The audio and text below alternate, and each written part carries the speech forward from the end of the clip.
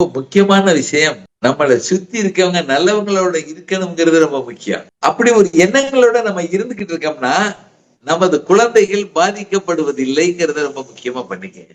தியானமும் நம்மளுடைய நல்ல எண்ணங்களும் என்னத்தை பண்ணுதுன்னா நம்ம பரம்பரையை ஆரோக்கியமாக வளர்க்கிறது. அதாவது நம்ம செஞ்ச பாவம் எல்லாம் நம்ம ஆன்மால பதிவாகி ஒரு பிறவி எடுத்துறோம். 10 வயசுக்குள்ள நல்ல எண்ணங்களோட வளர்ந்தாலே பாதி கர்மம் அழைக்கப்படும். இன்னும் திருப்பி திருப்பி மெடிடேட் பண்ண இப்ப அந்த மெடிடேஷனின் வெற்றி என்னன்னு சொல்லிடுற, தியானம் பண்ணுவதின் வெற்றி என்னன்னு.